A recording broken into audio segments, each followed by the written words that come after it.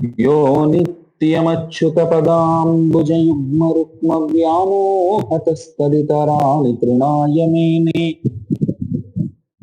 अस्मद्गुरोर्भगवतोऽस्य दयैकसिन्धोः रामानुजस्य चरणौ शरणं प्रपद्ये।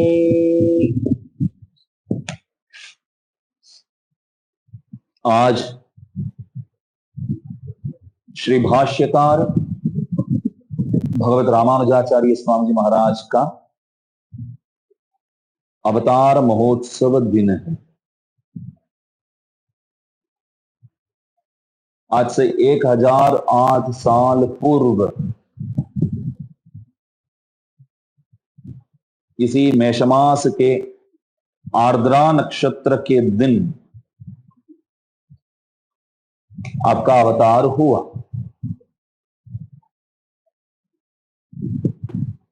मेषार्द्रा संभवम विष्णोः दर्शन स्थापनोत्सुकम तुंडीरमंडले शेषमूर्तिम रामानुजम भजे। तुंडीर मंडल मतलब दक्षिण भारत के एक विभाग है। आज के कांचीपुरी, भूतपुरी, मद्रास, ये सब जो है इसी विभाग के अंदर आता है।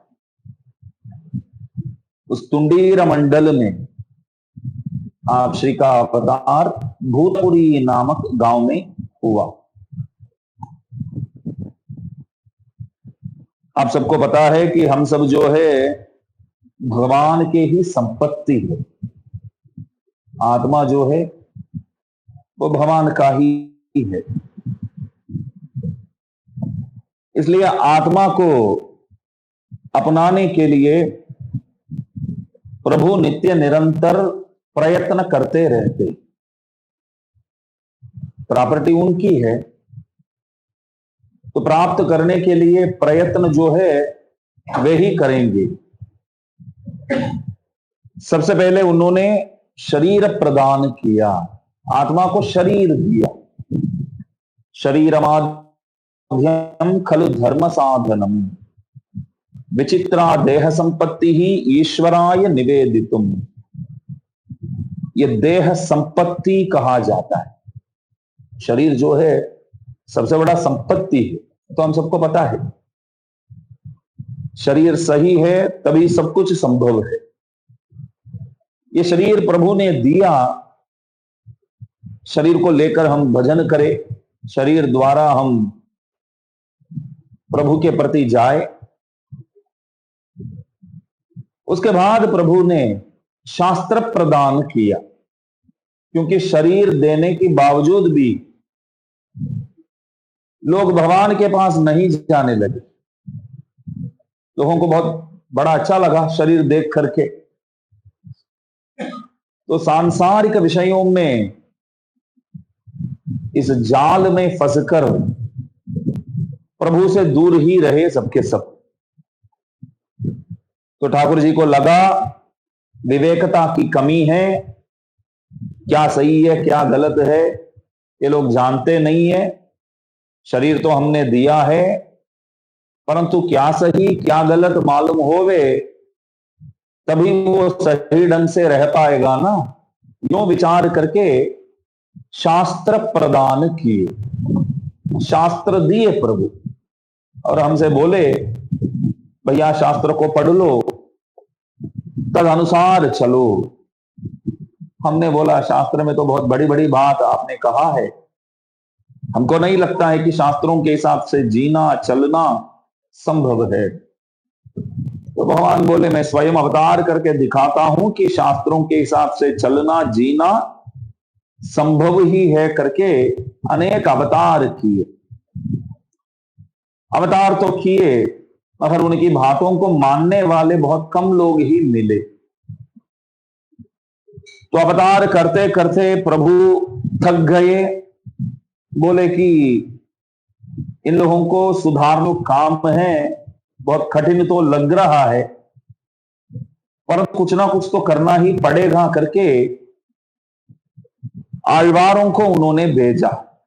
10 आलवारगण आए और खूब प्रचार किए। के प्रचार के माध्यम से अनेक लोग भगवान को पहचानने लगे, प्रभु की ओर जाने लगे।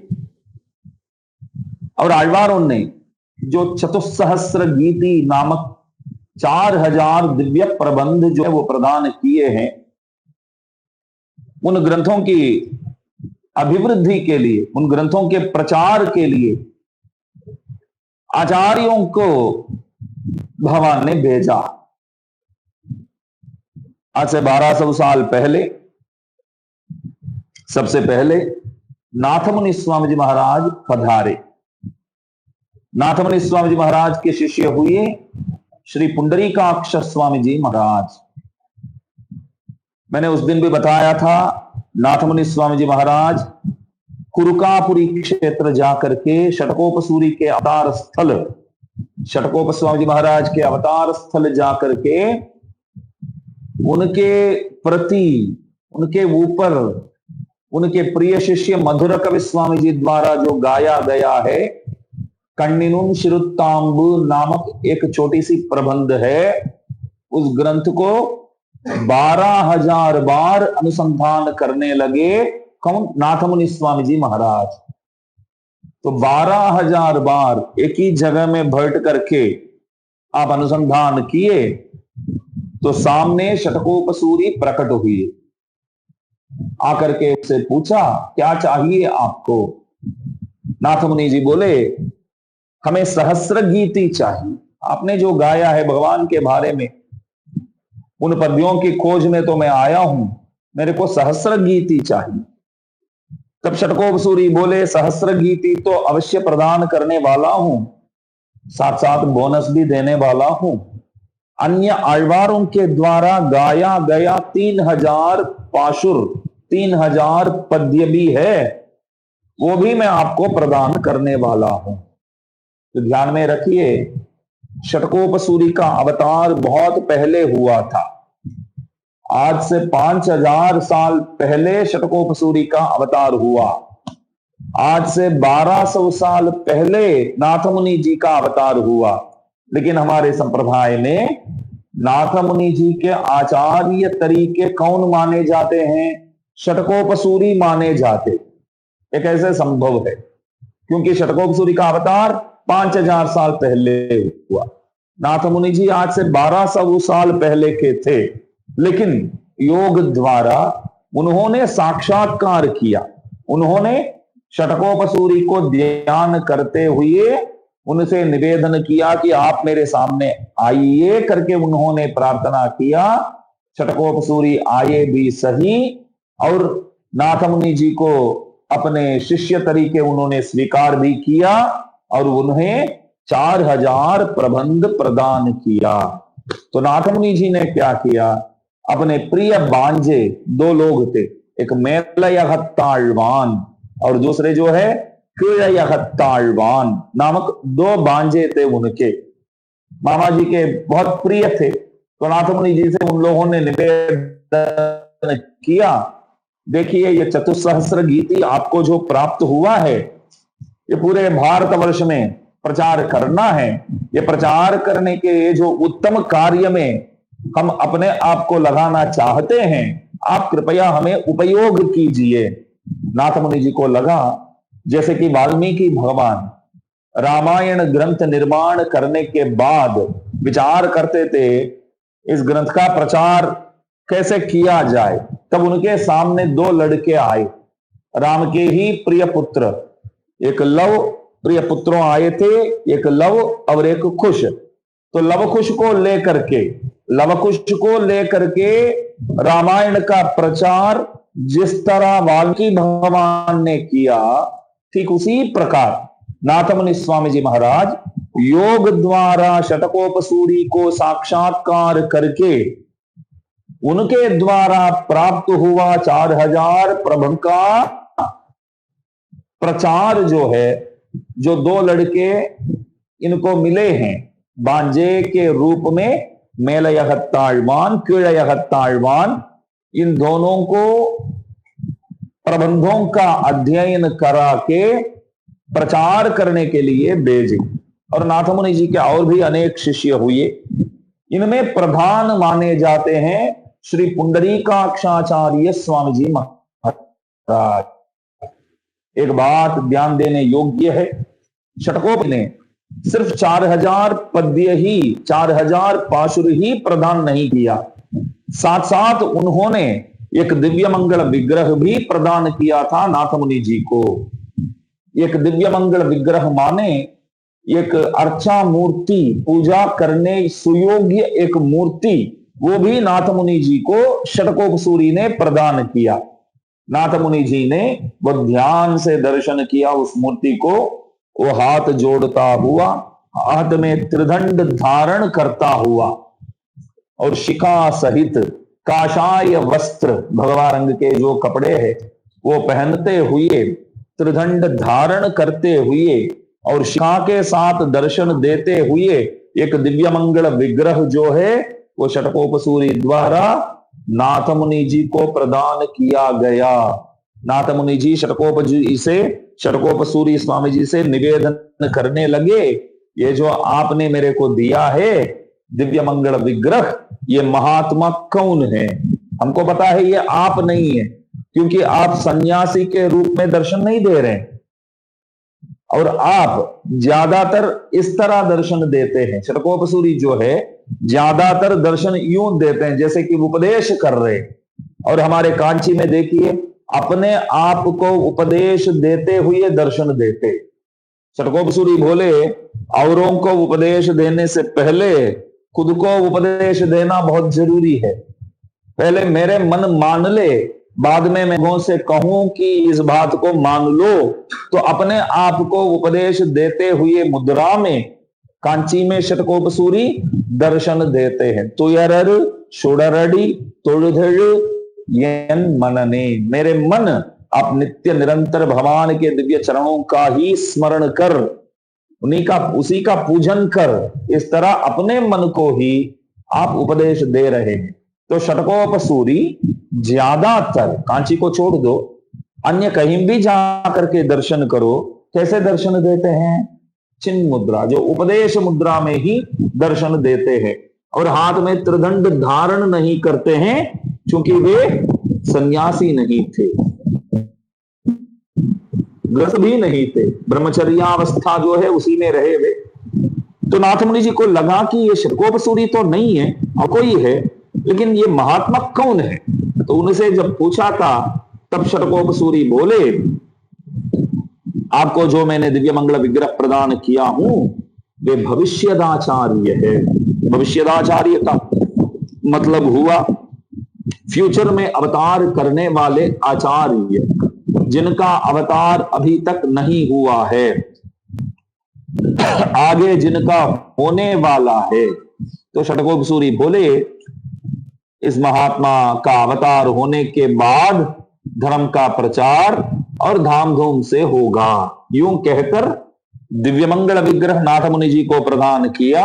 नाथमुनि जी से बोले षटकोप सूरी, इनका अवतार तो होने वाला ही है, तब तक उनके दिव्य मंगल विग्रह जो मैंने प्रदान किया है उसका पूजा किया करो। तो देखिए, धर्म में रामानंद स्वामी जी महाराज अवतार होने के पहले से ही पूजित हुए। उनकी पूजा उनके पूर्वजों द्वारा पहले से ही हो रहा है। यह बहुत अद्भुत बात है और कोई संप्रदाय में इस तरह की बातें आपने को देखने को नहीं मिलेगा। तो रामानंद स्वामी जी महाराज जो है भविष्यदाचार्य के नाम से पहले ही प्रसिद्ध हुए। भविष्यदाचार्य, भविष्य काल में, फ्यूचर में अवतार होने वाले। तो नाथमुनि जी पूजा करते थे और प्रतीक्षा करते थे कि ये जो महात्मा जिनकी पूजा मैं कर रहा हूं वे कब अवतार करेंगे करके प्रतीक्षा करते थे। लेकिन नाथमुनि जी के अंतिम समय में उन्होंने अपने प्रिय शिष्य पुंडरीकाक्षाचार्य जी को पास बुलाए और बोले, देखो आपको तो मैंने चतुस्सहस्र गीति 4000 प्रबंध जो है वो तो सिखा दिया हूं। और मेरे गुरुदेव षटकोपसूरी ने मेरे को एक विग्रह प्रदान किया था और उसका पूजा तो मैं कर ही रहा हूं। वो विग्रह मैं आपको प्रदान करना चाहता हूं। उनको तो मैं तो पूजा कर रहा हूं और मेरे को जाने का वक्त तो आ गया है, इसलिए मैं आप देना चाहता हूं। तो पुंडरीकाक्षाचार्य जी को विग्रह प्रदान किए और नाथ मुनि जी बोले, महात्मा किधर अवतार करेंगे करके आप खोजते रहो। विग्रह तो मिल गया है, मगर वे अवतार करेंगे करके षटकोपसूरी बोले हैं, किधर अवतार करने वाले हैं पता नहीं है, फिर भी आप ध्यान में रखो और उन्हें कहो। तो पुंडरीकाक्षाचार्य जी ने स्वीकार किया। वे भी पूजा करते थे, उनका भी अंतिम समय आया तो उस वक्त उन्होंने अपने प्रिय शिष्य राममिश्राचार्य स्वामी जी को पास बुलाया। राममिश्राचार्य जी से बोले, देखो नाथ मुनि जी द्वारा जो मिला था वो 4000 पद्य मैंने तो आपको सिखा दिया और उन्होंने मेरे को एक दिव्य मंगल विग्रह दिया था। बोले कि ये भविष्यदाचार्य है, कहीं अवतार करने वाले हैं। मेरे हिसाब से अभी तक तो अवतार नहीं हुआ है, आगे अवश्य होंगे। गुरुजी ने बोला है तो वो तो होगा ही, अवश्य अवतार करने वाले ही है। तो उनका दिव्य मंगल विग्रह मैं आपको देता हूं, आप पूजा करते हो और खोजते रहो वे किधर अवतार करते हैं करके आप खोजते रहो, किसी से पूछते रहो। यूं बोल करके राममिश्राचार्य जी भी भगवान के धाम पहुंच गए। राममिश्राचार्य जी को देख करके पुंडरीकाक्षाचार्य जी भगवान के धाम पहुंच गए। राममिश्राचार्य जी ने भी वही किया, अपने प्रिय शिष्य यामुनाचार्य जी को पास बुलाए।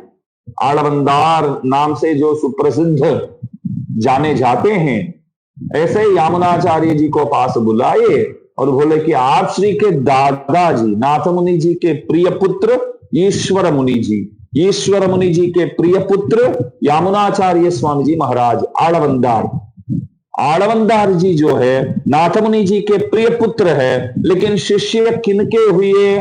नाथ मुनि जी के शिष्य पुंडरीकाक्षाचार्य जी, उनके शिष्य श्री राममिश्राचार्य स्वामी जी के शिष्य हुए। शिष्य परंपरा में नाथ मुनि जी जो है उनके क्या लगते हैं? गुरुजी के लगते हैं। लेकिन जन्म परंपरा के हिसाब से देखा जाए तो यामुनाचार्य जी को नाथ मुनि जी क्या लगते हैं?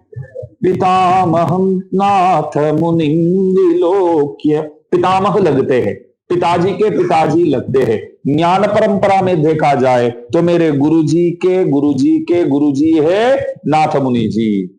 जन्म परंपरा के हिसाब से, देह परंपरा के हिसाब से देखा जाए तो मेरे दादाजी, ऐसा यामुनाचार्य स्वामी महाराज कहते हैं। तो यामुनाचार्य जी से श्री राममिश्राचार्य जी ने कहा, देखो आप श्री के दादाजी षटकोपस्वामी जी महाराज से जो उन्होंने प्राप्त किया वो चतुसहस्र गीति दिव्य प्रबंध जो है वो मैंने आपको सिखा दिया। और दादाजी ने अपने प्रिय शिष्य मेरे परम गुरु पुंडरीकाक्षाचार्य जी को एक दिव्य मंगल विग्रह दिया था। वो बाद में मेरे गुरु राममिश्राचार्य जी के पास आया था और उन्होंने मेरे को प्रदान किया था। वो दिव्य मंगल विग्रह मैं आपको सौंप रहा हूं, आप उनकी पूजा करते रहो, मैं भगवान के धाम जा रहा हूं। तो यामुनाचार्य स्वामी जी महाराज भविष्यदाचार्य जी का सेवा, भविष्यदाचार्य जी की सेवा जो है वो नित्य करते थे। एक समय क्या हुआ, कांची से कुछ लोग श्रीरंगम गए थे, रंगनाथ जी के दर्शन के लिए गए थे। रंगनाथ जी का तो दर्शन हुआ, तो श्रीरंगम तक गए हैं करके महात्मा है यामुनाचार्य स्वामी जी महाराज यहाँ विराजमान हैं, उनसे भी मिलके जाते हैं। यूं विचार करके उनसे मिलने गए थे। यामुनाचार्य जी ने पूछा, कांची के दिव्य दंपति कैसे? हमारे वरदराज भगवान और महालक्ष्मी जी, उन दोनों के बारे में पूछने लगे, कांची में भगवान और भगवती कैसे है? तो बोले, श्री वैष्णव लोग बोले कि वे तो बहुत अच्छे हैं, और कांची में और क्या विशेष है, सुनाओ, और क्या बात है कांची में, सुनाओ। तब बोलने लगे, कांची से जो वहां पधारे हुए श्री वैष्णव लोग यामुनाचार्य जी से बोलने लगे, हम क्या बताएं, कांची में एक अद्भुत बालक आया है। भूतपुरी में जन्म हुआ है, परंतु कांची में रहकर वो विद्या ग्रहण कर रहे हैं। तभी यामुनाचार्य जी को लगा शायद भविष्यदाचार्य जी का जन्म हो गया लगता है, उनको लगा। तो दोनों से वे पूछने लगे, अब दोनों बताइए क्या बात है, कौन है, कांची में कौन आया है, क्या अध्ययन कर रहे हैं, बताओ तो सही। तो दोनों ने कहा कांची में एक रामानुज करके एक बालक आया है, यादव प्रकाश जी के पास वे अध्ययन कर रहे हैं। और रामानुज के बारे में हम क्या बताए, गुरुजी जब भी, मतलब यादव प्रकाश जी जब भी वेदांतार्थ जो है, वेदांतार्थ सही ढंग से समझाना, पढ़ाना, सिखाना वो जरूरी है, लेकिन यादव प्रकाश जी क्या करते थे, मनमानी अर्थों को सिखाते समझाते थे। जब भी वे मनमानी अर्थों को समझाते थे, वहीं के वहीं रामानुज स्वामी जी महाराज खंडन करते थे, शिष्य होकर भी वे खंडन करते थे। गुरुजी आप ये जो अर्थ बता रहे हैं ये अर्थ गलत है, उपनिषदार्थ जो है सही ढंग से समझाना चाहिए, सही ढंग से सिखाना चाहिए करके खंडन करते थे। तो गांव वाले जो है सब देख करके, रामानुज स्वामी जी महाराज को देख करके सबको लगा बहुत आश्चर्य की बात है, गुरुजी इस तरह वेदांत निर्णय करते समय भूल करते हैं, तो शिष्य जो है उन्हें समझाते हैं, ऐसा लगता है कि गुरुजी से भी बढ़कर शिष्य जो है वो बहुत अच्छे ज्ञानवान लग रहे हैं। यूं पूरे गांव में बात जो है वो फैल गई, तो सबके सब इस तरह विचार करने लगे। तो इन बातों को सबने यामुनाचार्य जी को जैसे सुनाया, तो यामुनाचार्य जी महाराज विचार करने लगे कि अब तो लगता है कि भविष्यदाचार्य का अवतार हो चुका है। देखो मेरे दादाजी जिनका दर्शन करना चाहते थे, मेरे परम गुरु पुंडरीकाक्षाचार्य जी जिनका दर्शन करना चाहते थे, मेरे गुरुजी जिनसे मिलना चाहते थे, शायद उनसे मिलने का सौभाग्य मेरे को ही प्राप्त होगा, यूं विचार करते थे। तुरंत उन्होंने निर्णय कर लिया कांची जाना है और वो जो बालक है उनसे मिलना है। तो जाकर के रंगनाथ जी से उन्होंने निर्णय किया मैं कांची जाना चाहता हूं, जा सकूं। तो प्रभु बोले आप हमारे काम के लिए जा रहे, आपके लिए थोड़ी जा रहे हैं, आप हमारे लिए जा रहे हैं, इसलिए अवश्य जाइए करके प्रभु ने अनुमति दिया।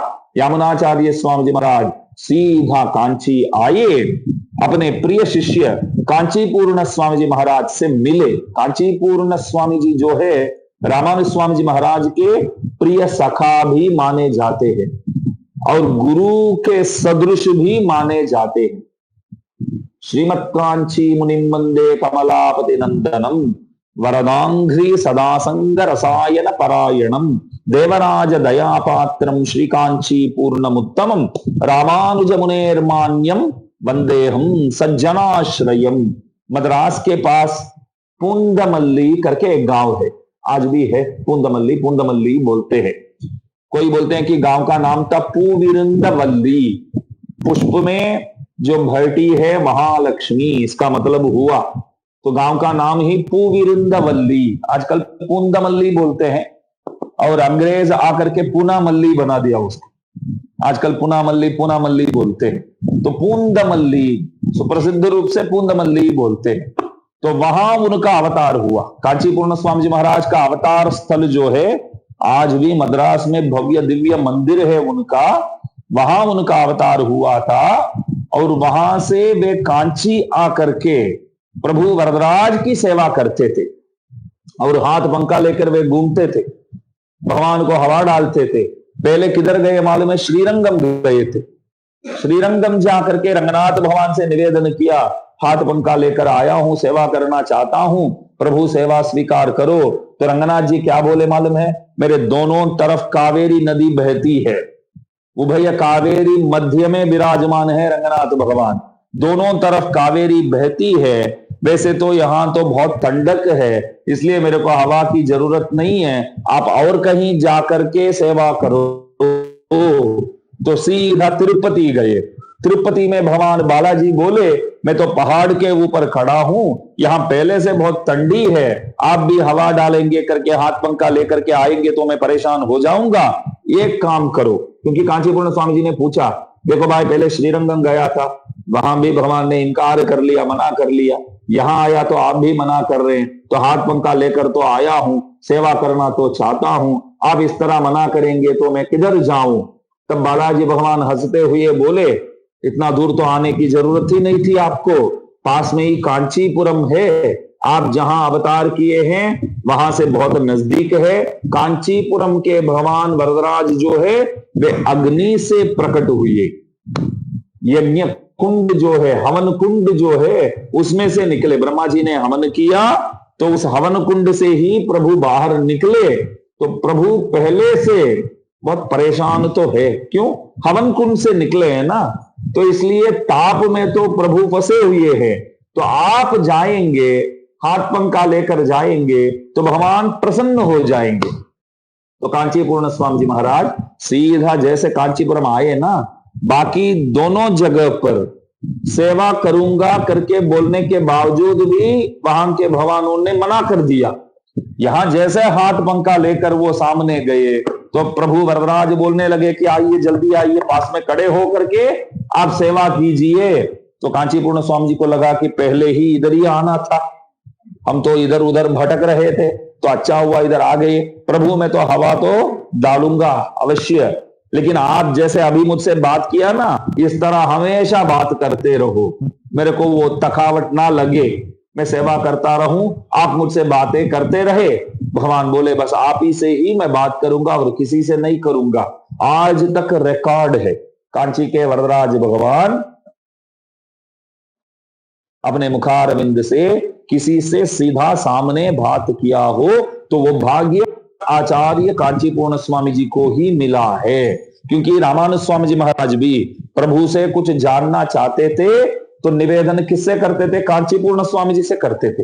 आप जाकर के प्रभु से पूछ करके मेरे को बताइए, यूं उनसे प्रार्थना करके ही शंका समाधान प्रभु से करवाते थे। तो कांचीपूर्ण स्वामी जी जो है यामुनाचार्य जी के शिष्य थे, तो यामुनाचार्य जी कांची आए, कांचीपूर्ण स्वामी जी महाराज से पूछने लगे, मैं रामानुज से मिलने आया हूं, वे कहां मिलेंगे। कांचीपूर्ण स्वामी जी बोले, वे तो यादव प्रकाश जी के पास अध्ययन कर रहे। गुरु शिष्य का संबंध जो है इतना तो बढ़िया तो नहीं है, मगर वे वहीं अध्ययन कर रहे, यादव प्रकाश जी के पास ही अध्ययन कर रहे हैं। अच्छा, मैं उनसे मिलने के लिए ही आया हूं, कब मिलना होगा बताओ। तब कांचीपूर्ण स्वामी जी बोले रोजाना यादव प्रकाश जी अपने शिष्यों को लेकर के परिक्रमा करते हैं, मंदिर के प्रांगण में वे परिक्रमा करते हैं, मंदिर में रोज परिक्रमा करते हैं। तो हम वहां जाकर के खड़े हो जाएंगे तो अवश्य उनसे मिल पाएंगे। तो यामुनाचार्य जी वयोवृद्ध थे, बहुत उम्र लायक थे। कांचीपूर्ण स्वामी जी महाराज के साथ एक जगह पे जाकर के ठहर गए और अनेक शिष्यों के साथ यादव प्रकाश जी जा रहे थे। तब यूं हाथ रखते हुए यामुनाचार्य जी खोजते थे कि ये भविष्यदाचार्य के विग्रह में जितने भी लक्षण दिखाई देती है उन लक्षणों से संयुक्त व्यक्ति है कि नहीं, बस वो देखने ही आए ना। वो पहले से जिनकी पूजा मैं कर रहा हूं वो व्यक्ति इधर है कि नहीं, वो देखने के लिए तो आए हैं। तो कांचीपूर्ण स्वामी जी महाराज यूं उंगली दिखाते हुए, यादव प्रकाश जी अपने शिष्यों के साथ जा रहे थे तो उंगली यूं दिखाते हुए, ये है क्या, ये नहीं, ये करके विद्यार्थियों की ओर उंगली दिखाते हुए रामानुज स्वामी जी महाराज को देख करके बोले, देखो वहां बाल सूर्य की तरह जो चमक रहे हैं, जो जा रहे हैं ना एकदम हाइट वाले, और अपने हाथों को अपने यहां तक, अपने उरू तक समझो, तो वहां तक अपने हाथों को रखते हुए आजान बाहु बोलते हैं, अपने जन्नू तक, वहां तक हाथ रखने वाले, मतलब हाथों का इतना वो विशाल हाथ वाले आजान बाहु कहलाते हैं। वो जो जा रहे हैं ना, तो वे ही रामानुज है करके कांची पूर्ण स्वामी जी महाराज ने निवेदन किया यामुनाचार्य जी को। यामुनाचार्य जी को क्या करना चाहिए? सीधा जा करके उनके हाथ पकड़ करके अपने पास खींचकर, हे रामानुज जी, आप ही को हम युगों से ढूंढ रहे हैं, समझो, आप ही को हम अनेक सदियों से ढूंढ रहे हैं, आप ही को हम अनेक, वो क्या बोलते हैं, परंपराओं से ढूंढ रहे हैं। मेरे दादाजी ढूंढते थे, मेरे परम गुरु ढूंढते थे, और मेरे गुरु जी भी खोजते थे, और मेरे को आप मिले हैं, मेरे साथ आइए, मैं आपको सब कुछ सिखा दूंगा, हमारे धर्म के आचार्य बना दूंगा। ऐसा कुछ नहीं किया उन्होंने, यामुनाचार्य जी ने कुछ नहीं किया। उन्होंने किया क्या? वरदराज भगवान से प्रार्थना किया, हे प्रभु, मैंने देख लिया, मेरे बाद संप्रदाय की ये जो गद्दी है, इस पे बैठ करके प्रचार प्रसार करने वाले बंधा मेरे को मिल गया है। मैं आपसे निवेदन करता हूं कि वे अपने धर्म में आ जाए, अपने धर्म में ही है, लेकिन और कोई गुरु के पास अध्ययन कर रहे हैं, वो हमारे पास आ जाए और धर्म के सदाचार्य बन जाए। यस्य प्रसाद कलया बदिरहा शृणोति पंगु प्रधावति जवेन च भक्ति मूकः अंध प्रपश्यति सुतम लभते च वन्द्यातम देवमेव वरदम शरणं गतोस्मि। हे वरदराज भगवान, मैं आपसे प्रार्थना करता हूं कि रामानुज स्वामी जी महाराज को इस तरफ भेज दो। तो प्रभु बोले, आप चिंता मत करिए। तो प्रार्थना करके यामुनाचार्य स्वामी जी महाराज पुनः श्रीरंगम लौट कर गए, वापस चले गए। रामानुज स्वामी जी से मिलना ही नहीं हुआ। सबने पूछा, कांची तक गए थे, उनसे तो मिलके आना था। स्वामी जी बोले, उनसे मिलने से कोई मतलब नहीं है, उनसे मिलवाने के लिए जिनसे प्रार्थना करना चाहिए उनसे प्रार्थना करके आया हूं, मैं खुश हूं, वे आ जाएंगे।